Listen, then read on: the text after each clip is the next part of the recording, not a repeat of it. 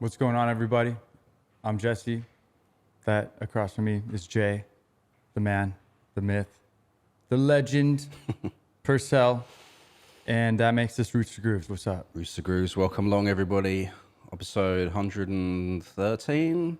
Yeah. I think so, yeah. Nice. As usual, every episode, we pick a new artist. We talk about their music, their discography, their creative approach, and their mindset. Sometimes we don't know who they are before one of us brings it up. Right. We each choose a different artist every week. Yep. And sometimes I don't know who the artist is, never heard of them. Sometimes I do have some background with them. And then vice versa. Sometimes Jay doesn't know the artist that I bring up. Yep. And we research them. We find out about them as much as we can. And as one reviewer said, they might as well be in a coffee shop listening to some random folks' conversation. Mm-hmm. That's one of our great reviews we got from Switzerland. Yes. Podcasts. One of the greatest reviews we've gotten. That's exactly what we're going here for. As I said, if you ain't got haters, you're not doing anything right. Mm-hmm. So thanks. So we're not the authority, but we're here, and we're musicians ourselves. I'm a drummer, and we're both producers. Mm-hmm. And this week we are talking about a British artist called Miink, M-I-I-N-K, Miink. Yeah, very cool guy. Yeah. Got a distinctive hairstyle. Got like two braids or plates, I think maybe they call them. Here's a picture of him for our YouTube viewers right there. Yeah. Pretty fashionable guy. He is into Japanese fashion, I saw. I think he's done some modeling as well. He does, that's right. Yeah. But first things first, he's trip hop. Yeah. Is that fair to say? Yeah, that's part of it, I think.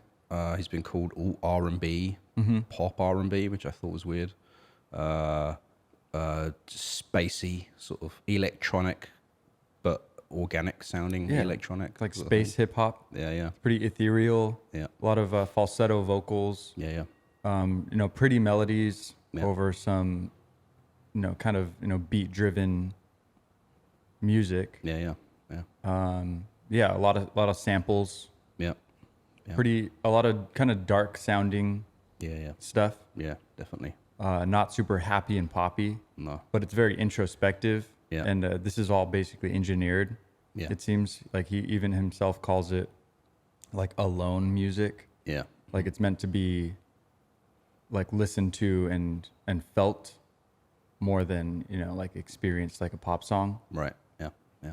And he even was talking about at his concerts, like he wants everybody to be like still Yeah. and like feeling the music, Yeah, not like a big dance party type vibe. Not crowd surfing, sweaty bros. Yeah, sweaty what he bro. said. Yeah. So yeah, he's taking this whole kind of different approach, and he seems like a pretty convicted character. Like Yeah. he has these thoughts, and he's opinionated, and he has these things that he wants to create Yeah. with music. Yeah. So he's done a lot of producing before he was an artist, and so that's where he got a lot of skills Yeah. and connections that now he's reaping the benefits. I would say. Yeah, yeah.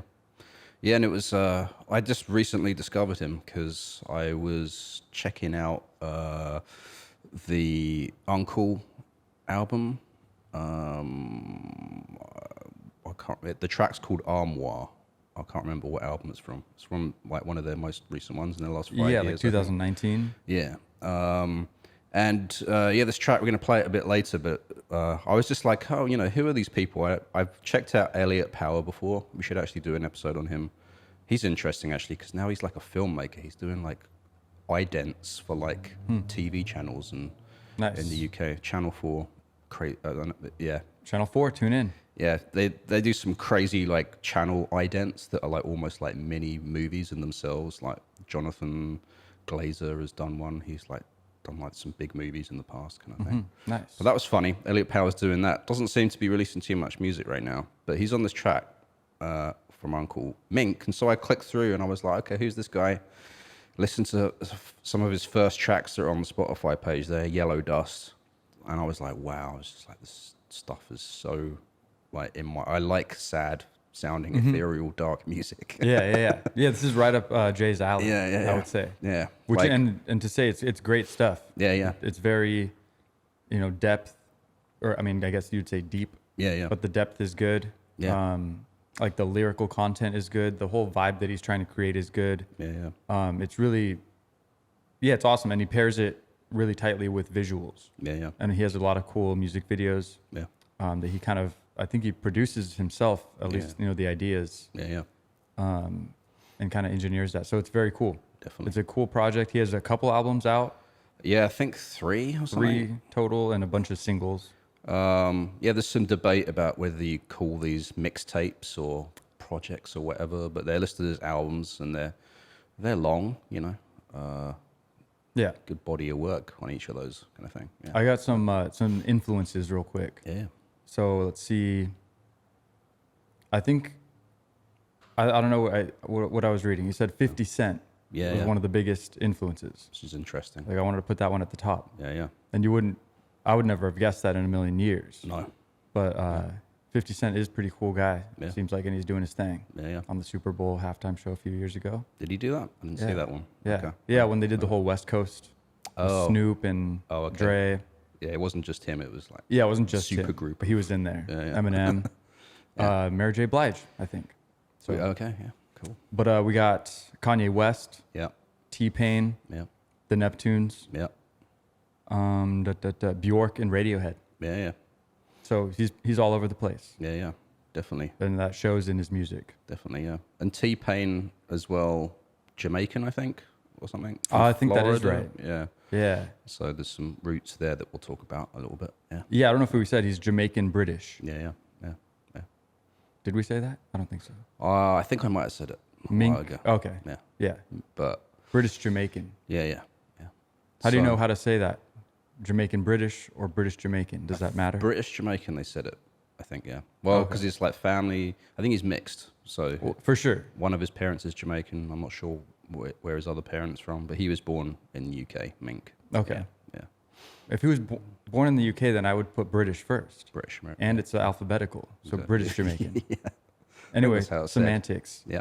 But yeah, he's an awesome multi-instrumentalist, writer, producer, and vocalist. Yeah. Let's get into it. Let's play another track. Let's do it.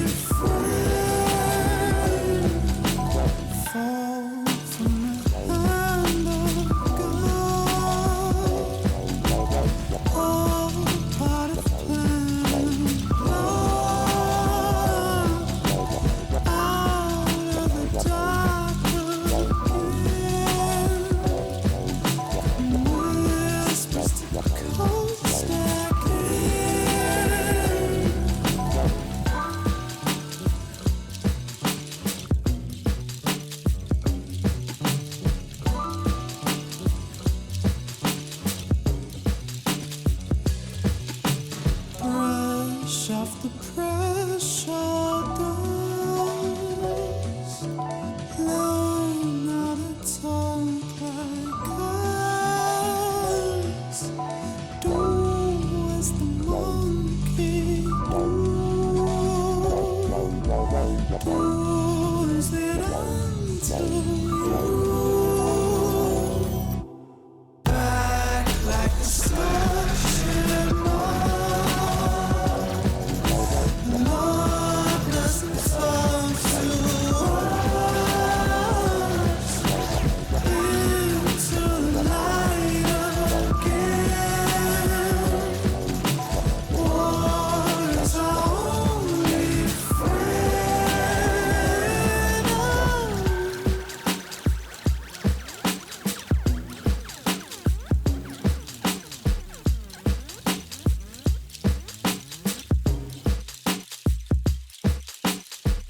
Yeah, Scorched Moth is the name of that track from Mink's debut album, Small Clan. Came out in September 2018, that album. I think he might have released that as a single as well. But yeah, man. Yeah, check out the music video for that one too. Super cool. Yeah. Kind of reminiscent of like old westerns when they're facing each other Okay, yeah. and they're like gonna do a shootout. I'm not sure if I saw that. I saw his couple of other ones, but I didn't see that one. Yeah, I've got to Yeah. check that out. Okay, yeah. Yeah, so let's take it back. Well, quote of the day first. Oh wait, Oh it's wait. quote of the day. Quote of the day. Everybody, okay. My everyone- quote of the day keeps morphing between just random things I find or an inspiration from the artist. This time, I thought I'd say one from the artist himself because it was a cool one. Very cool. Let's get it. Just in relation to making music, he says, "It's not a race, it's a marathon. Whoever is in it for the long run is going to see the benefits." Straight up, clear cut. Yeah. Just keep with it. Yeah, we can talk about that a little bit later on, but he's like, because instant gratification, instant rewards, you don't get that from music. It's a long process. You have to spend your time working on it, working through it.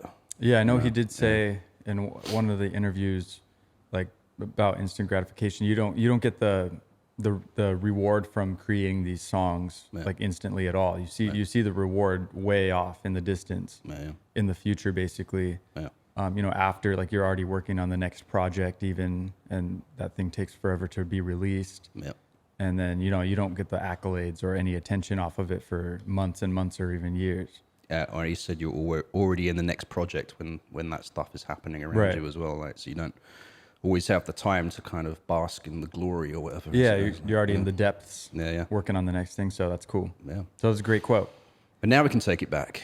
Get in that time machine. All right.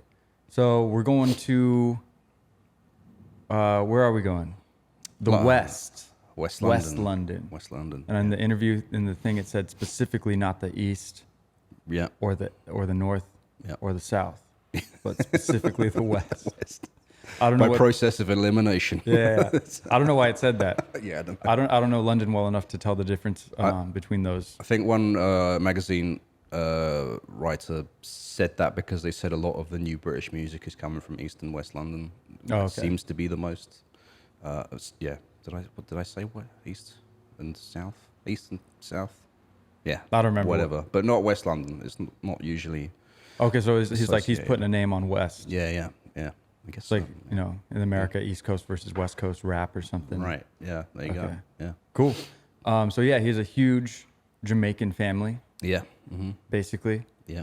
And I guess, yeah, so the house where he was born, let's talk about, like, basically even before he was born, his family had this house. Yeah. And they did have a lot of music going, and they would have like basically parties where they'd be in the basement, put some big speakers up, play some awesome music, have food for everybody. Yeah. And it was, in this one article, it's called like The Spot, Yeah. just, I don't mean to put too much emphasis on that, but it was like a cool spot to hang out for like the neighborhood and all their friends and family. Yeah. So yeah, and I guess he didn't grow up there. Yeah. But this was kind of the story, the background of his family. So they were pretty musical, and they were vibing. Yeah. It's his grandmother's house, I think. They said it's a townhouse in an area of town called Hammersmith. So like the basement is where they'd have like the sound system set up and a lot of parties in there. I think on the top floor, he said his uncles had music studio, I think, in this building. Yeah, and then they're just, yeah, like you said, it's like the hangout spot. Yeah. But he wasn't always allowed to be a part of it, I think. He'd always sort of get like pushed away from the sound system stuff, like don't come down here kind of thing. Too young? Too young, because he was too young, yeah. He was a baby. But he did say though that his he didn't have cable TV at his house, but his grandma did, and so he watched a lot of MTV growing up. And he said he didn't know what he was really watching, but some of the stuff that stuck with him were like Aphex Twin music videos, which scared the shit out of him. Scared the shit out of me as well when I saw them when I was a teenager and I saw that. Have you ever seen anything? You know, there's Aphex Twin music videos. No, I know the music Yeah. vaguely, but He's got like his real face. The guy, they like cloned it, and it just looks weird. It looks like a scary person, but this is like his real face, which is even trippier. Anyway, sometimes reality is the most scary thing. yeah. But I guess like having Aphex Twins haunt your memories from childhood would lead you to creating the type of music that Miink creates, maybe. I guess so. That's it. Yeah. Yeah. I mean, Aphex Twin is he makes some crazy music. Yeah, It's, pretty weird yeah, in a good way. yeah. So, yeah, so there's this like party house basically. It's the cool spot Yeah. on the block. Yeah. People would pay a fee to get in. They'd Yeah. pay a little cover charge, Yeah. and that would help out with rent. Yeah, crazy. So cool. Well, yeah. So Miink is born, Yeah, and so I don't know. Let's talk about how he was getting into music. He did piano lessons along with his brothers. yeah, And I guess he hated that, yeah. and he eventually quit. Which he said he later regretted, I think. Yeah. So, like, but I think, like, when he regretted it, he was trying to get back into it again and learning it and learning other instruments, kind of thing. So he said he's kind of had a bit of a long journey to teach himself, like, instruments and stuff like that. But like you say, he is self-taught Yeah. almost all the way around. Yeah. Right? Like instruments and producing. Yeah, yeah. And like, because he was surrounded by such a musical family, he said he always knew that he was going to do it at some point. It was kind of like inevitable to him, I think. Yeah. I think one process that led to that is one of his uncles eventually opened up another studio in an area of town called Ladbroke Grove, which is like near Notting Hill sort of area. Oh yeah, I was just gonna make one note before that. Yeah. I guess he was like skateboarding around the blocks and stuff. Right. With his friends. Yeah, yeah. And his older brothers would be like playing music. Yeah, on sound systems out on the street. Yeah, kind of like- like doing a duel or something. Yeah, So- like a. I mean, no, like that's the best way to say it, like a duel, like facing each other and then Yeah. like playing music back at each other. Yeah, yeah. And like that's how he's kind of, early influence of what he liked. Yeah. I guess instilling that in his brain. Getting into hip hop, I think. Right? Yeah. That was a lot of hip hop they were playing then. Yeah. Yeah. I think that in the interview there was it said sound clash. Sound clash, that's the word. Yeah. Yeah. So I don't know if that's a real thing or whatever. But then so then let's go to Ladybrook Grove Studio. Yeah. Ladbroke Grove. Ladbroke. Ladybrook. That's a good Oh, name though. Ladybrook. Yeah, that's gonna be my studio name. I like it. I'll book a session at Ladybrook. Yeah. And yeah, he was like, they described him as like being the T-boy in the studio, I think, hanging out at sessions, but learning a lot in that studio about how to record and how that all works, I think, Yeah, he said that's what started me off. I had Yeah. no option. Making music was going to happen at some point, Yeah. so I stuck with it. Yeah. But yeah, that's where he learned the nuts and bolts. Yeah. And then started producing his own music from there, I think. Sounds like, as you do, just producing a lot of material. Not necessarily because he was going to be an artist initially, I don't think, but just, as you get into music, you just make music. Don't think about how it's going to be released or whatever kind of thing. And I think, he started then sort of providing music for other people, like being a producer for other people, which seems like he didn't really like in the long term because like a lot of people were just picking like bits and pieces of his talents and using them here and there, Yeah. but he didn't really have like a control over He's how some- the project was going to sound or anything like that. Like, Yeah, he wants Yeah. to be more in control of the whole Yeah. kind of cohesive vibe of yeah, something Yeah. rather than just, put some cool effects on this one part and make it sound like that one track that you did for that other guy. yeah, yeah, And that wasn't really fulfilling for him. Yeah, yeah. So he said he was kind of bored of that. Yeah, and he also said, you know, anyone with a laptop or music software can be a producer at this point. So it's like, I feel like he's kind of it's kind of saying that sort of, you know, yeah, anyone can do it. So but if you want to go the extra mile, you got to put some extra effort into the music, I think, which you can't do if you're just producing stuff for rappers or whatever. I don't even know what type of stuff he was doing, but I'm assuming it was people he knew, just like he was giving beats to or something like that. Maybe like, yeah. Yeah, 100%. I'm assuming, speculating. Yeah. When I came across the question about how he got started into writing and producing, it was this interview. It said, "So tell me about how you got started with writing and producing. What were you doing up to this point?" And his answer was, "To be honest with you, I think I woke up from a 1,000-year slumber in a forest not long ago." Love it. So just to give a vibe of like what this guy's thinking about. Exactly. Yeah. Yeah. He did not answer the question. No. So let's talk about Benji B. Right. Yeah. Okay. So Benji B is a renowned DJ. I think he worked with the BBC. Yeah. As like some kind of host or presenter. Yeah. You probably know more about him than I do. Yeah, not a whole ton, but I think he also worked with Giles Peterson on his radio show in the early days, and has his own show, I think now, on BBC Six Music, maybe. I think he was on Radio 1 as well. Yeah, definitely good person to like tune into to hear this type of music and like cutting edge new British music and stuff like that. Yeah. Yeah. So yeah, what else do you have on that? So he kind of like sort of started exposing listeners to Miink, right? Yeah. BGB, Yeah. Somehow, some way, I think the connection was formed. Yeah. And so yeah, he was starting to put out his stuff, I guess. I mean, I don't have exact information on this. Yeah, it's patchy, guys. He has a SoundCloud though, and he was starting out putting his music there. That was I don't know if people are still discovering new music from there. I keep saying this because every time I try to discover new music on SoundCloud, I find it so hard with the way they offer their navigation and browse and search features. It feels it's hard to find stuff on there. I've never gotten along with it either. Yeah.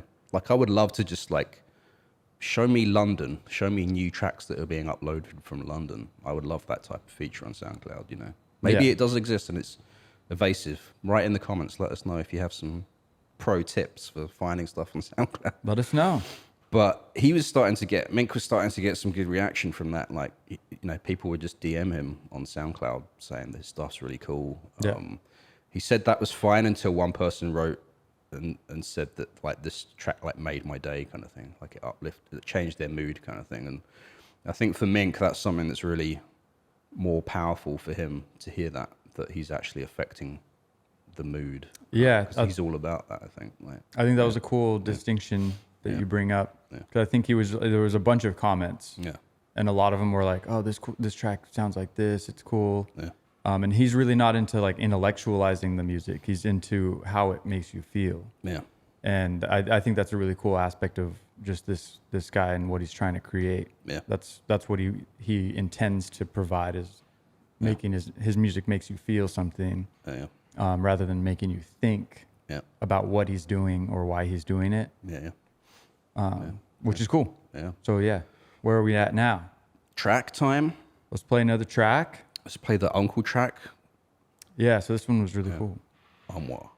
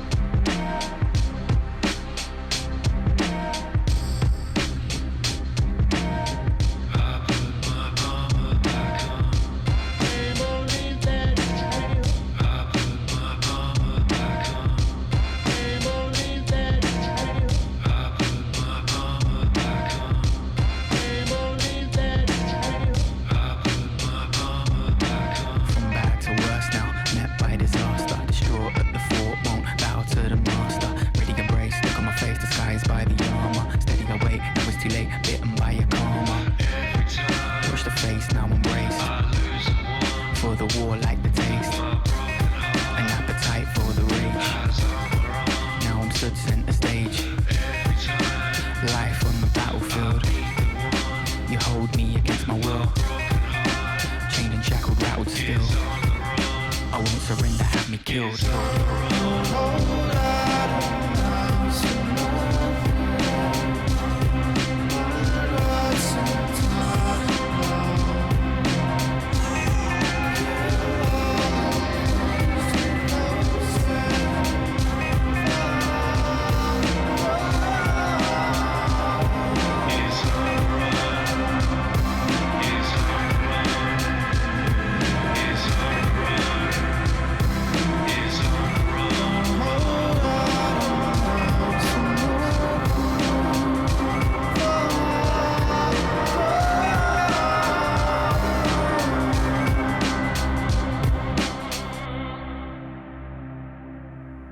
Ar.Mour from UNKLE, one of my favorite bands ever, UNKLE. Mink's on that and Elliot Powers on that. I'm not sure what Miink did on it. I'm not sure if that's his vocals. It doesn't sound like his vocals, I don't think so either. but he might have produced. I don't know. I'm assuming, yeah. So under the radar that you don't find this information easily, there was one magazine article I wanted to read from this magazine called Dek, D-E-K. Issue 6, apparently they have a featurette with James Lavelle and Miink, but I couldn't access it. You have to buy the physical magazine copy my to read that. It's not on the internet. Wow. Looks like a good magazine though, but yeah, analog, you know, go buy the magazine. Dek, D-E-K, search for it. Yeah. Let us know if that's Yeah. a good article. Exactly, yeah. Didn't have enough time to get that shipped over from the UK like in the last 2 hours. Yeah. So, you know. Send us some Same. screenshots. Exactly, yeah. So, yeah, obviously James Lavelle, UNKLE, being another big person to put Miink on the stage. You know, the stage of life, not the stage. He also, I came across some website, Shure, the microphone company. We're using Shure microphones right now. They have a website, I think it's like 24.shure.com. I'm not sure what the site's about, but it's like got different artists on there, and Miink was featured on there as suggested to the Shure by James Lavelle. So there you go. Nice. Yeah. Yeah. So what else we got? I guess I was just going to do a little house cleaning. Yeah. Just one more thing I was going to say about Benji B. Yeah. To close out is basically because they were talking about relationships and what that relationship was. And basically Miink was saying that it gave him a lot of faith in taste and that other people were into the same things that he was into. Yeah. And so that gave him a lot of kind of confidence to be able to continue on the route he was going. Yeah. Yeah. So I just wanted to close that out. That's what was interesting about the Benji B relationship to me, Definitely. and bring that into with Miink. Yeah. So- Yeah, because I think Mink's surprised by the reaction to his music. You know, he doesn't, you know, he didn't really go into it too much, but sort of reading between the lines of what he has said, maybe it's because he thought, you know, this isn't like upbeat, happy party house music. You know, it's some people call it intellectual, although he said don't intellectualize it. Just you know, listen to it. Like, yeah, he said it's music for alone time. Like, you know, you can suggest it to a friend, but you wouldn't like necessarily all listen to it together. You would like listen to it on your headphones, kind of thing. Headphone music. So the name of a James Lavelle radio show on Soho Radio called "Living in Your Headphones." There you go. There we go. Another thing. That's he made it for that. Yeah. Yeah, just not to say that it's not something that shouldn't be shared or something. No. You know, it's just he creates it and engineers it to be kind of listened alone with that thought in mind. I think. Yeah. Yeah. He's not trying to create party tracks or radio friendly tracks. Yeah. Which has posed some issues though for him taking it live. I think. I don't know if he's played live yet. I haven't seen anything about that, but basically, yeah, sort of saying that he's not sure how it would translate to a live situation. He said he originally thought that you go to records for like the perfect sound of something, you know, and he was like, now I've got it right. Why would I ever try and recreate that? Yeah. But then he started to look at it in a different way, and realize that live shows are more about moments, you know, and seeing these tracks brought to life in a different way that aren't necessarily polished or in tune sometimes, you know, mistakes and all that. But creating that, he calls them moments. Yeah, that's how he's thinking about it, the live situation kind of thing. Yeah, and I mean, I'll put this little quote in there too, because an interviewer had asked him at some point, not not the most. He didn't say this last month or something, for example, but they asked what's next for Miink, and he said, "I'm focusing on moments now, things that will be remembered." Yeah, yeah. And so it kind of goes along, harkens with that. Yeah, and about the marathon quote as well. Like he's someone that's in it for the long term and has big plans. Apparently, he also kind of griped at the music industry in Britain. He said that the whole British music industry already feels like it doesn't have a plan. He said no one has a plan. Even the bigger artists don't seem to have a plan. Yeah. That just frustrates me endlessly. He goes on to say, what are you doing if you're not making the music yourself? Surely you're working on the other stuff, the plan, the other side of things like that. It just feels like no one's actually got that together. They're just throwing shit at the wall and seeing what sticks. Yeah, I mean, like I said, he's pretty almost hard-headed Yeah. with his, opinions. Yeah. And he has an understanding of at least what he wants to do. Yeah. And maybe he thinks what other people should do. Yeah. But everyone has their own goals. Yeah. And you don't have to do anything at all. No. We're all just going to die and it'll all be fine. Yeah. But, he has this passion to create the stuff that he's creating, match it with the visuals and create a whole vibe. And he's doing it in a really powerful way. Yeah. And it's almost surprising he's not a bigger name. No. He's relatively new. Yeah. I still think he's on his come up. Yeah. But I do admire the passion and the hard-headedness to create Yeah. something like bigger than throwing stuff at the wall and seeing what sticks. Yeah. Yeah, and it's funny because he's also saying though that like it's really hard to get lost in the music world these days. He said so. On the other hand, he's trying to create much material as he can do. So he says like he has options for like live as well. He said if he just had a 6-track EP, it wouldn't really work to go on tour with that kind of thing. Yeah. So he's creating like more of a bigger breadth of material for the live thing, but also, yeah, he says like shit just gets lost easily now when people release stuff, in the music world. So he's like, at one point, I think they already came out, but he said in one interview that he's working on 2 albums right now. He said like he has one already finished and he's mixing the other, and the person was like, "Why are you releasing 2 albums?" Yeah. And he was like, "I just want to do it." Like, I think he wanted to make like a statement, like be like more present. Like you said, stuff gets lost. Like you hear a good album, and the artist only has the one album. Yeah. Okay, well that was good, but time to move on. Yeah. And when an artist has more of a discography and a wide range of music, there's something more to like dig your teeth into, and to get into it and explore it, and just have more of a presence, that a long-lasting presence. And also, I think he said at one point, there's only so much he can say in the 2-minute song, versus a bigger album, he can say more things. Right. Like, He has a lot of things to say. Yeah. Go ahead. No, go for it. No, you go ahead, because I was going to look something up before I say something. Okay, I was going to bring up just kind of a side tangent thing about who he is.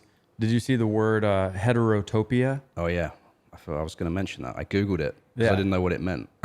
Yeah, I did as well. Yeah. It's basically, it basically means, like, I looked up the etymology. It means like other. Mm-hmm.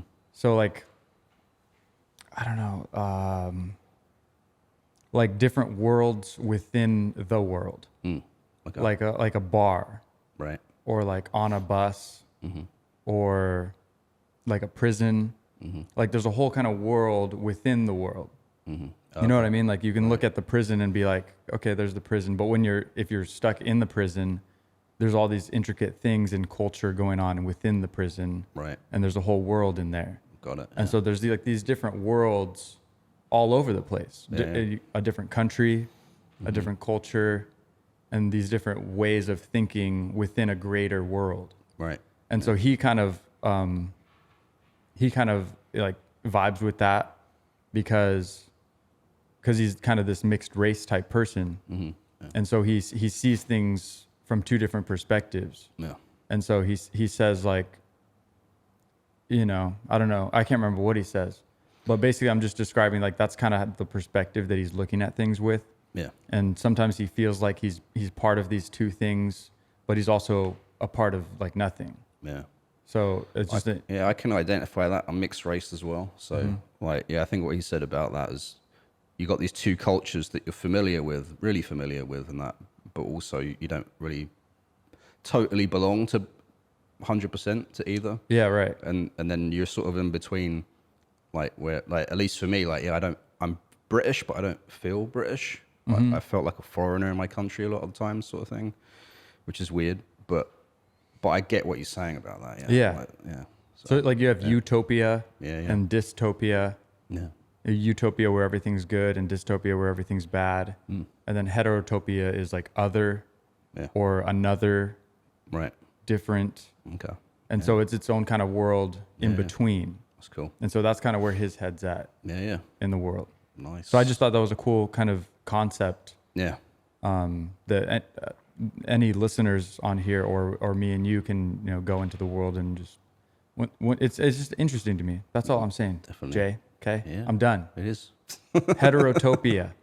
Look it up. It's kind of cool. All these, we definitely need a glossary of Roots to Grooves things. We've come up with discovered so many crazy terms that people. Yeah. What was that genre? God something. Hypnagogic. Hypnagogic. Yeah. Hypnagogic. Yeah. I can't remember which one we settled on. Yeah. I can't remember what artist it was, but I came across it again the other day because I was looking up vaporwave, I think, and it was mentioned as a line Yeah, of vaporwave or something. It's in there parallel to that. Yeah. Those genres somehow, some way. Crazy, man. Worlds within worlds. Worlds within worlds. Heterotopia. Yeah. That's exactly what it is. Worlds within worlds. Yeah. Couldn't have said it better myself. What else I was going to say? I think like on one of his projects, I can't remember what he said specifically, but it was like about how everyone seems to be living on the internet these days, and it's hard to be elusive anymore or something like that, or mysterious, when you're sharing what you're eating for lunch on Instagram every 5 minutes or whatever it is, and like I think he's trying to do more stuff in the real world, he says, like putting on events and going to shows and stuff, having his own shows, and yeah, people were just too stuck on the internet. I'll find a quote from him. He said something cool about this, and I want to share it, but I needed some time to look it up. Let me see what else. We might have to just edit this out. Because, we're coming up on basically all I have on Miink. Right. He released his like second / maybe third album, Yeah. Notice Me Part 2 in 2023. Yeah. So that brings us up to the present. Yeah. And he has a few singles after that. Yeah. And I think we're going to close the podcast with one of these songs on Notice Me. Yeah. But that's basically the story of Miink. Pretty much. I only have one. This is very mundane sounding, maybe, but it's interesting to find out about when you find out about it. Is people's daily routines kind of thing. Oh, yeah, I did Yeah. see that, yeah. Yeah. So he says in the warmer months, he tries to wake up somewhere between 4 and 5 a.m. Yeah. when the sun rises, basically. He goes for a walk with his dog, then he eats some healthy food, has a coffee, and then takes a nap. Yeah. Then after an hour or so, he gets up and does breakfast all over again, this thing says. Yeah, that sounds like a great way to have it every morning. Yeah, he's into cooking because he said you do get instant gratification from cooking. Yeah. This sounds really nice. He got into making croissants and filling them with North African lamb sausage and Port Salut. That sounds real tasty. I want to go eat breakfast down at Mink's house. Yeah. Then get a little nap, get a little Get a breakfast, little nap, have some coffee, and head into the studio. Yeah. For the rest of the day. Yeah, so that's great. And yeah, he's full-time music. He does do modeling, I think, for some like we said at the top of the show, for some like indie, like underground fashion brands in London or something like that. He moonlights. I saw that quote. Moonlights. Yeah. Moonlights like it's your second job. Right, But you don't tell your main employer Right. about. It's like a little side gig. There you go. Yeah. But yeah, he's got a lot more to do. I think he's still pretty young, right? He's in his 20s, seems like. Yeah. Yeah, he's on the come up. He's basically a newish artist Yeah. that I think has a lot more that he wants to accomplish. And we can look forward to some crazy music videos because he said if he had the budget, he would like go full on and do some like fantasy craziness on his videos and stuff. So yeah, he's very much about the visuals as well. That's really important to him.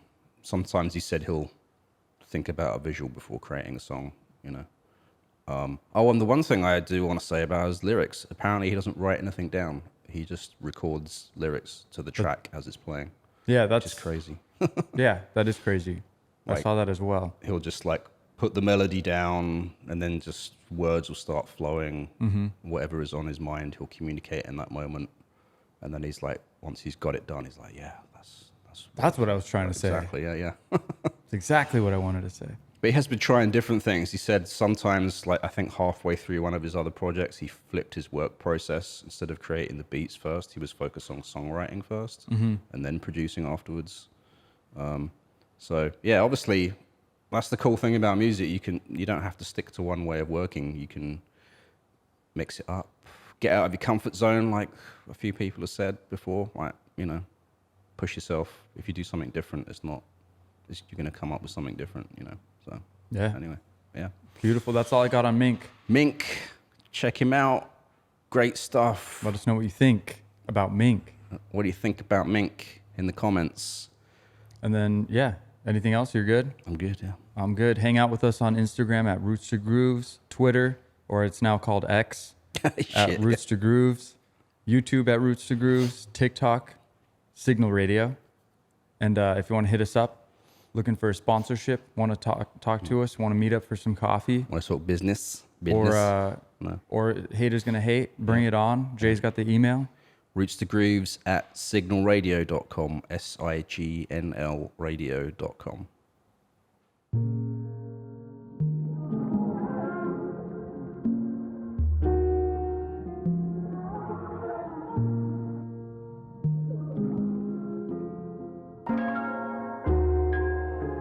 You are kind, who you riding with? Which side are you gonna pick? Who are you? Who are you? Who are you and who you with? Who are you? Who are you? Who are you and who you with? On side, watch your soul. Grip tight on your pride.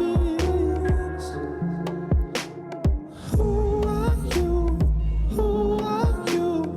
Who are you and who you with? Who are you? Who are you? Who are you and who you with?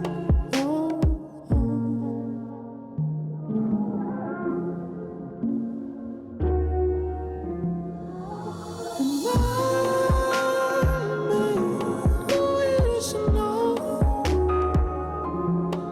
You're either with us, bitch, you gotta go. Who are you? Who are you? Who are you and who you with? Who are you? Who are you? Who are you and who you with? Gain trust, but sniff out the shit. Can't be with us if you don't fit. So who are you? Who are you? Who are you? Who are you? Who are you? Who are you? Who you with?